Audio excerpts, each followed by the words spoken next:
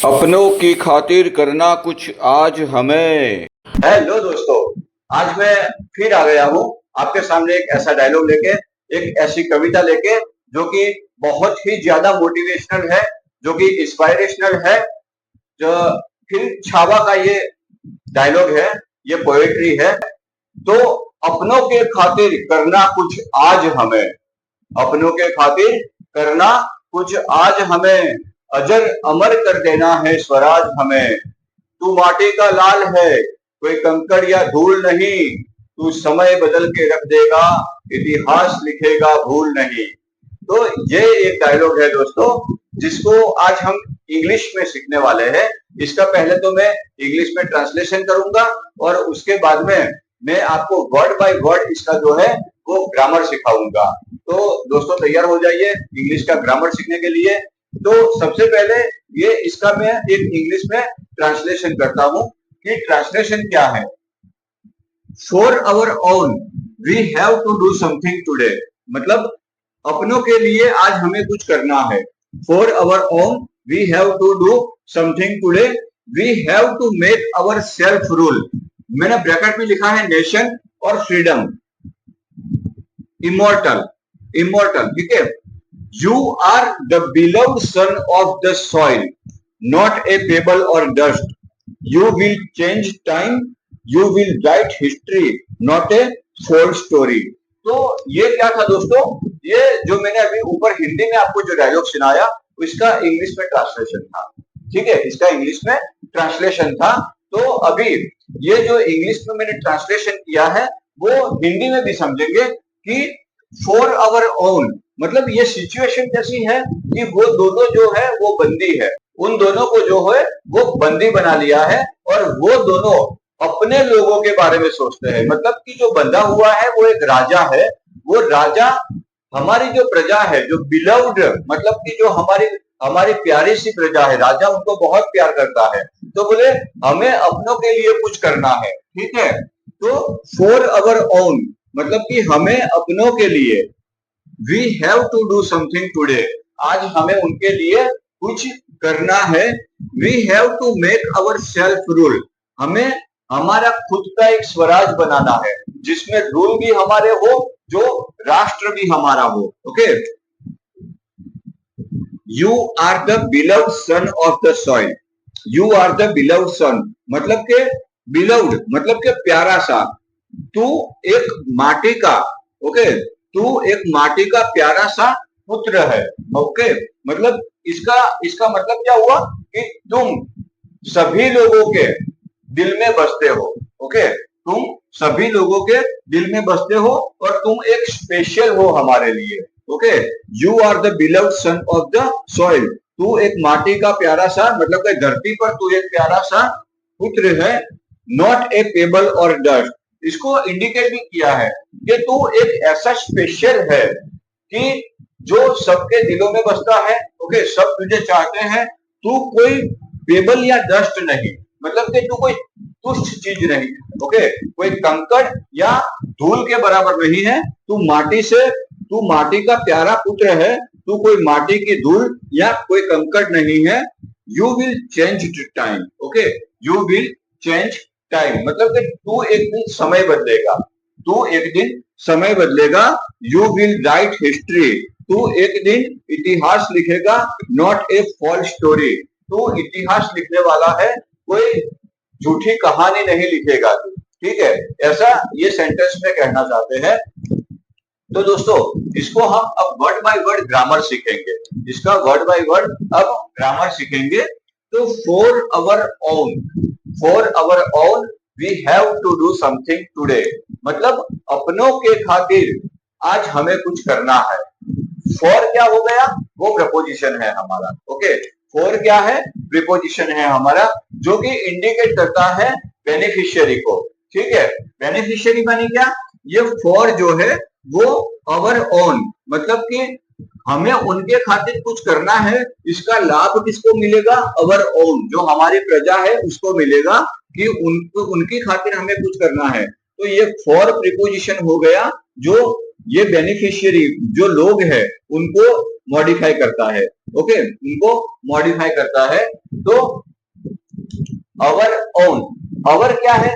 अवर एक pronoun, own है वो मैंने यहाँ पे एडजेक्टिव के रूप में यूज किया है। ओन क्या है? एक एडजेक्टिव के रूप में यूज किया है।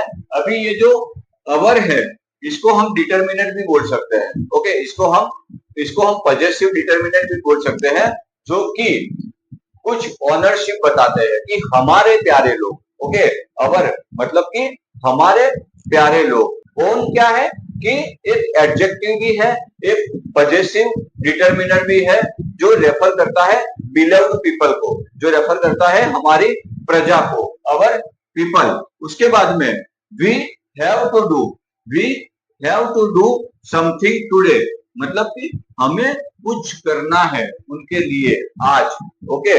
तो वी क्या हो गया? एक पर्सनल प्रोनाउन हो गया जो कि प्लूरल है, ओके। वी एक पर्सनल प्रोनाउन हो गया जो कि प्लूरल है। इसमें दो वर्ब है, ओके, एक हैव है और एक डू है। तो ये जो हैव है वो एक मॉडल वर्ब है, जिसको हम ऑक्सिलियरी वर्ब भी कहेंगे, जिसको हेल्पिंग वर्ब भी कहते हैं, ओके। ऑक्सिलियरी वर्ब मतलब हेल्पिंग वर्ब। तो हैव मतलब ये क्या है? एक मॉडल वर्ब हो गया, ठीक है। ये हमारा ऑक्सिलियरी एक हेल्पिंग वर्ब है। अब मेन वर्ब क्या है? डू, यानी कि कुछ करना है हमें।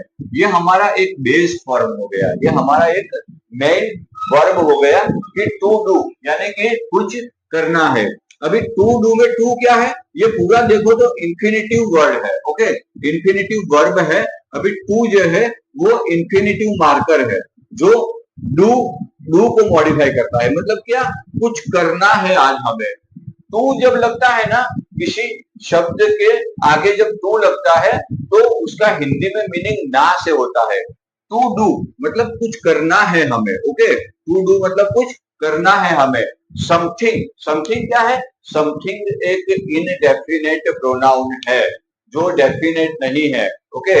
ही, शी, इट, ये सब क्या होते हैं कि डेफिनेट होते हैं, कि मतलब किसी को इंडिकेट कर रहे हैं। लेकिन ये समथिंग वो ना ही को इंडिकेट करते हैं, ना शी को इंडिकेट करते हैं, ना इट को इंडिकेट करते हैं।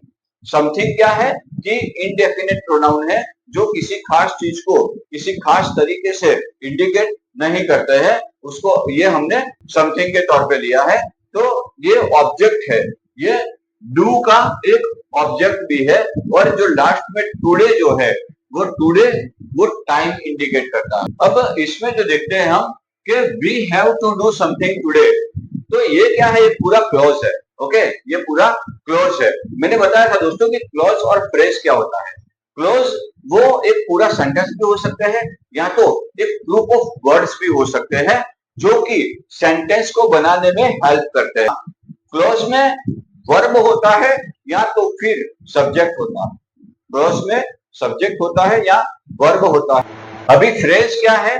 फ्रेज वो एक ग्रुप ऑफ वर्ड्स होता है, जो कि सेंटेंस को पूरा करने में हेल्प करता है, ठीक है। वो सिर्फ एक ग्रुप ऑफ वर्ड्स होते हैं, जिसमें सब्जेक्ट या वर्ब नहीं होता, सिर्फ वर्ड्स होते हैं, ओके। तो ये क्या है? We have to do something today, ये है एक क्लोज, ठीक है। ये एक इंडिपेंडेंट क्लोज है, मतलब कि ये अकेला सेंटेंस हो तो अभी एक सेंटेंस बन सकता है कि we have to do something today, हमें कुछ करना चाहिए। अजर अमर कर देना है स्वराज हमें। के बाद हम सेंटेंस लेते हैं, we have to make our self rule, या तो नेशन फ्रीडम, ओके, ऐसा मैंने लिखा है कि we have to make our self rule. ये क्या होता है कि आज हमें, इसके पीछे एक इमोर्टल शब्द भी लगाया है, जिसका मतलब होता है अजर अमर। इमोर्टल मतलब अजर अमर। तो we have to make our self rule, अजर अमर कर देना है स्वराज हमें, ओके, अजर अमर कर देना है स्वराज हमें, कि हमें खुद का एक फ्रीडम नेशन बनाना है, जिसमें रूल्स भी हमारे चलते हो, तो ये जो सेंटेंस है वी हैव टू मेक, अभी वी है जो मैंने ऊपर भी समझाया कि एक सब्जेक्ट के तौर पे लिया है, एक पर्सनल प्रोनाउन भी है। अब हैव टू मेक क्या है? वो सेम, हैव टू जो है वो यहाँ पे भी मॉडल वर्ब था, वो यहाँ पे भी मॉडल वर्ब है। ओके, हैव टू यहाँ पे भी मॉडल वर्ब था ऊपर, और इसमें भी मॉडल वर्ब है। अब मेक, टू मेक क्या है? इंफिनिटिव वर्ब है। मेक वो हमारा मेन वर्ब है, जो कि बनाने का मतलब हमें स्वराज बनाना है, वो काम करते हैं। तो ये मेक जो है वो हमारा मेन वर्ब है। ये जो है वो सिंपल प्रेजेंट टेंस को इंडिकेट करता है। ओके, ऊपर वाला सेंटेंस था वो भी सिंपल प्रेजेंट टेंस को इंडिकेट करता था। अभी ये जो है we have to make, to do, to make, तो दोनों सिंपल प्रेजेंट टेंस को इंडिकेट करते हैं। Our self rule, our self rule, ये क्या है? एक नाउन फ्रेज है। ओके, ये एक नाउन फ्रेज है, क्योंकि सेल्फ रूल जो है वो एक नाउन है। ओके, सेल्फ रूल या नेशन वो एक नाउन है, और नाउन के बारे में इंफॉर्मेशन देता है अवर, तो अवर को हम बोलेंगे possessive determiner. Okay, self rule क्या है? एक नाउन है। सेल्फ रूल क्या है? एक नाउन है। इसके पीछे हमने एक शब्द लगाया है इमोर्टल। इमोर्टल मतलब अजर अमर। ओके, अजर अमर। अब दोस्तों, we have to make our self rule, ये पूरा एक क्लोज हो गया। We have to make our self rule, ये पूरा एक क्लोज हो गया। ये फ्रेज नहीं है। फ्रेज क्या होगा? हैव टू मेक और अवर सेल्फ रूल। ओके, सिर्फ हैव टू मेक लेंगे और अवर सेल्फ रूल, ये दोनों जो क्लॉज है उसके बीच में दो फ्रेज है। एक पूरा क्लॉज है we have to make our self rule, तो हैव टू मेक और अवर सेल्फ रूल, ये दो क्या है? वो हमारे फ्रेज हो जाएंगे। ठीक है, तो ये होती है क्लोज और फ्रेज, इन दोनों का डेफिनेशन कि क्लोज में सब्जेक्ट या वर्ब होता है, फ्रेज में सब्जेक्ट या वर्ब नहीं होता है। अब दोस्तों आगे का सेंटेंस लेते हैं। तू माटी का लाल है, कोई कंकड़ या धूल नहीं। You are the beloved son of the soil. Okay, you are the beloved son of the soil, not a pebble or dust. मतलब इसका मतलब क्या होता है?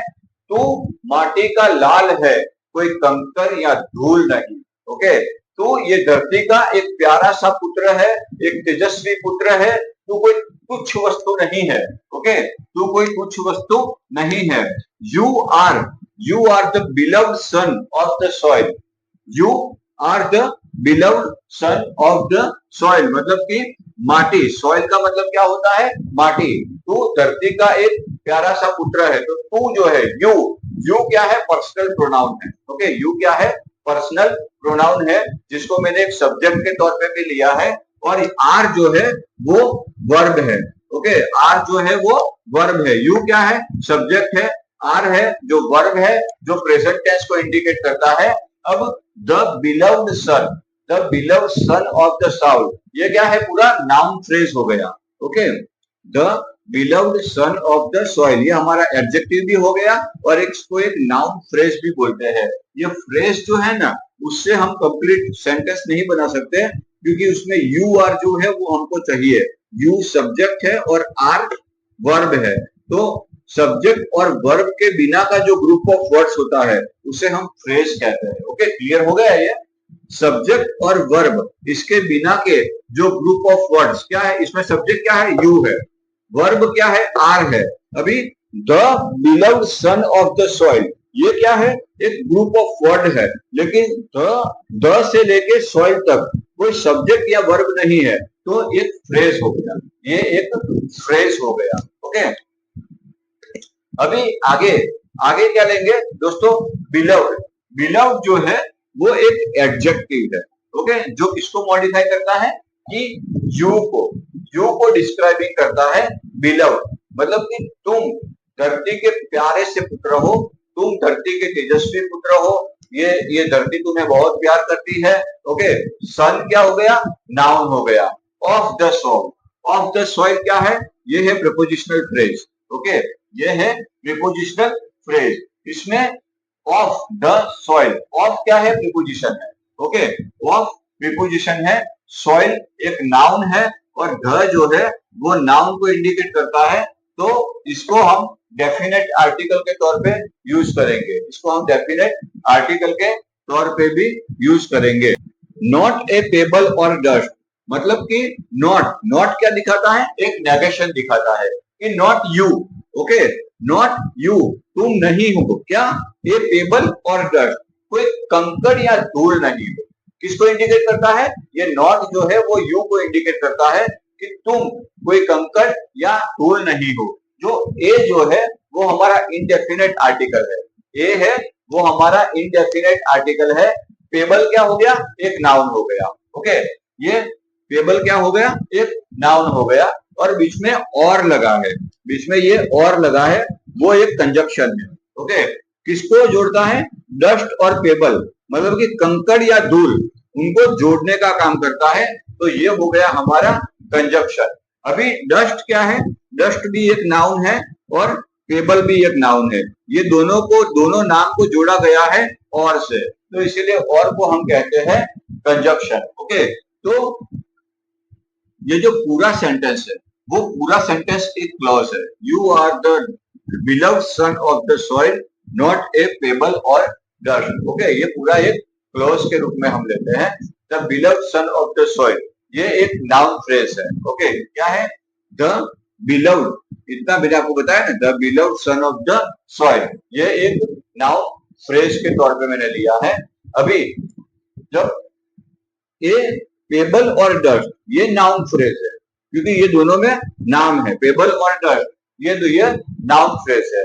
अब इसके तू समय बदल के रख देगा, इतिहास लिखेगा भूल नहीं।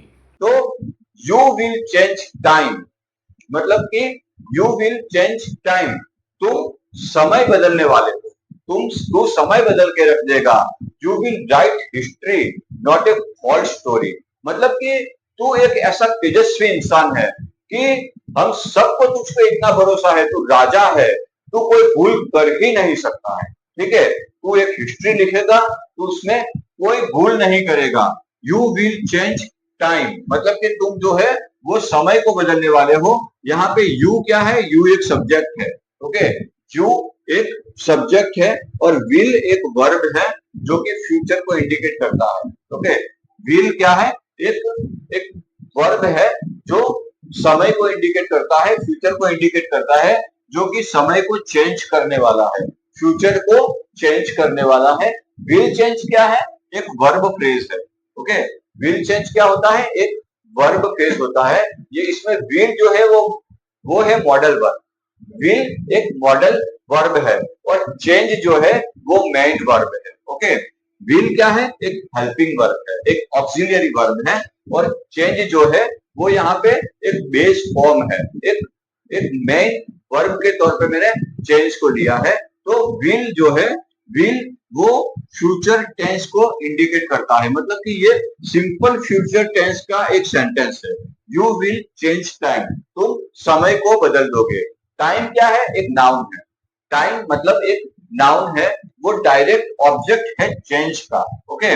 ये टाइम जो है वो एक नाउन है जो डायरेक्ट ऑब्जेक्ट है चेंज का, ओके। तो वापिस अब जो यू आया, ये यू एक सब्जेक्ट है, सेम यू विल, यहाँ पे चेंज है, यहाँ पे राइट है, तो ये भी एक सिंपल फ्यूचर टेंस हो गया, क्योंकि यहाँ पे विल जो है वो फ्यूचर टेंस को इंडिकेट करता है, विल जो है वो फ्यूचर टेंस को इंडिकेट करता है। यू विल राइट हिस्ट्री, मतलब कि तुम एक हिस्ट्री लिखने वाले हो। तो विल क्या है, विल हमारा ऑक्सिलियरी हेल्पिंग वर्ब है, ऑक्सिलियरी वर्ब है, हेल्पिंग वर्ब है। राइट क्या है, राइट हमारा मेन वर्ब है, ओके। राइट हमारा मेन वर्ब है कि तुम हिस्ट्री लिखने वाले हो, तुम हिस्ट्री लिखने वाले हो। हिस्ट्री क्या है, नाउन है और यहाँ पे ऑब्जेक्ट भी है। ये हिस्ट्री जो है वो एक नाउन के तौर पे मैंने लिया है और एक ऑब्जेक्ट के तौर पे भी मैंने लिया है, जिसको कॉमन नाउन भी बोलते हैं। हिस्ट्री मतलब एक कॉमन नाउन भी बोलते हैं। अभी not a false story, not a false story, ये क्या है, ये एक नाउन फ्रेज है, ये एक नाउन फ्रेज है। नॉट ए फॉल्स स्टोरी, तुम इतिहास लिखोगे, कोई भूल नहीं या कोई झूठी कहानी नहीं लिखोगे। हमें तुम पे इतना भरोसा है कि तुम जो भी करोगे वो इतना परफेक्टली करोगे कि उसमें कोई भूल नहीं होगी, और एक इतिहास तुम लिखने वाले हो, तुम कोई भूल नहीं करोगे, तुम कोई झूठी कहानी नहीं लिखोगे, यहाँ पे नॉट जो है नहीं लिखोगे, वो एक नेगेशन को इंडिकेट करता है, वो एक नेगेशन को इंडिकेट करता है। ए क्या है? ये एक इंडेफिनिट आर्टिकल है। स्टोरी क्या है? स्टोरी एक नाउन है। अब दोस्तों जब यहाँ पे आर्टिकल की बात आ ही गई तो थोड़ा सा हम ब्रीफली एक आर्टिकल के बारे में थोड़ा समझ लेते हैं कि ये आर्टिकल जो है वो दो टाइप के होते हैं, डेफिनेट और इनडेफिनेट। ओके, आर्टिकल जो है वो दो टाइप के होते हैं, डेफिनेट और इनडेफिनेट। तो दोस्तों इसको मैं आपको एक एग्जांपल के जरिए समझाऊंगा। एक गांव है, उसमें एक भाई रहता है, ठीक है, एक भाई रहता है, ठीक है, उसको दो लड़कियां है, ठीक है, 2 डॉटर है और एक लड़का, ठीक है, 1 सन है। ओके, तो ये जो भाई जो गांव में रहता है उसका नाम है आर्टिकल। ओके, ये जो भाई है जो गांव में रहता है उसका नाम है आर्टिकल। इसको दो लड़कियां है, वो क्या है, उस एक का नाम है ए और दूसरी लड़की का नाम है एन। ओके, और लड़का एक ही है, उसका नाम है द। ओके, अब एक दिन ये जो भाई थे उन्होंने कुछ काम सौंपा अपने बच्चों को कि जाओ दूध लेके आओ। तो जब बेटियों को काम सौंपा, दो बेटी है, ठीक है, दो बेटी है, उनको काम सौंपा, तो वो दोनों बेटी में से उन्होंने ये पूछा कि पापा कौन जाए दूध लेने, ये जाए या मैं जाऊं। तो डेफिनेट नहीं था ये, मतलब कि ये कोई पक्का नहीं था कि ये लड़की जो ए नाम की लड़की जाएगी या एन नाम की लड़की जाएगी, तो ये डेफिनेट नहीं था। तो इसको हमने बताया इनडेफिनेट आर्टिकल। ओके, ए और एन ये क्या है? इनडेफिनेट, मतलब कि अगर दूध लेने जाना है तो ए जाएगा कि एन जाएगा, ठीक है, ये कोई निश्चित नहीं था कि इन दोनों में से कौन जाएगा। तो ये दोनों लड़कियों को नाम दिया हमने indefinite article. Okay, indefinite article. अभी जब उसने लड़के को बोला कि जा बेटा दूध लेके आओ, ठीक है, तो पक्का वो लड़का ही जाएगा जी। ये क्या है? Definite article. ओके, ये क्या है? Definite article. तो ये जो द है वो डेफिनेट आर्टिकल है। ये द, इसको द भी बोलते हैं, इसको डी भी बोलते हैं। तो द जो है वो डेफिनेट आर्टिकल है और ये जो ए और एन है वो इनडेफिनेट आर्टिकल है। तो दोस्तों ये जो गांव है वो एक ग्रामर है, ठीक है, वो गांव में एक भाई रहता है, उसका नाम आर्टिकल है, ठीक है। आर्टिकल की दो लड़कियां हैं ए और एन, जो कि इनडेफिनेट आर्टिकल है, और ये आर्टिकल का एक लड़का है, वो उसका नाम द है, वो एक डेफिनेट आर्टिकल है। ओके, तो क्लियर हो गया आर्टिकल क्या होता है? अब तो भूल नहीं पड़ेगी ना। ओके, इतनी अच्छी तरह कोई नहीं समझाएगा दोस्तों। कहानी से हमें जो भी सीखने को मिलता है ना, वो हम कहीं से भी नहीं सीखते, क्योंकि बचपन हमारा कहानियों से ही गुजरा होता है। अब मैंने आपको बताया कि नॉट जो है वो नेगेशन बताता है, नॉट जो है वो नेगेशन का इंडिकेशन देता है। ए फॉल्स स्टोरी, तो फॉल्स क्या है? फॉल्स एक एडजेक्टिव है जो नाउन को मॉडिफाई करता है। नाउन क्या है? स्टोरी। स्टोरी तो है पर कैसी? सच्ची है, अच्छी है, सुंदर है, डरावनी है। तो यहाँ पे क्या? फॉल्स। फॉल्स मतलब एक एडजेक्टिव जो कि नाउन के बारे में इंफॉर्मेशन देता है। तो फॉल्स को हमने एडजेक्टिव कहा है और स्टोरी जो है वो स्टोरी को हमने नाउन कहा है। और ये जो ए है ये एक आर्टिकल है जो कि ये नाउन के लिए यूज होता है। तो दोस्तों अभी जो मैंने आर्टिकल आपको समझाए, तो एक ये रूल भी आपको सीखना चाहिए कि ये ए जो है वो ये स्टोरी के लिए यूज हुआ है, पर यहाँ पे जो है वो हमने फॉल्स के आगे लिखाया, ठीक है। तो फॉल्स क्या है? वो एडजेक्टिव है। यू विल चेंज टाइम, ये हमारा क्लोज हो गया, ठीक है। यू विल चेंज टाइम वो हमारा क्लोज था। You will write history not a false story, ये हमारा दूसरा क्लोज था, ठीक है। इसमें दो क्लोज थे, you will write history not a false story. अब इसमें फ्रेज क्या थे वो मैं बताऊं आपको कि फ्रेज क्या थे? विल चेंज, विल राइट और ए फॉल्स स्टोरी। ये तीनों जो थे ना इसमें वो क्या थे? एक फ्रेजेस थे।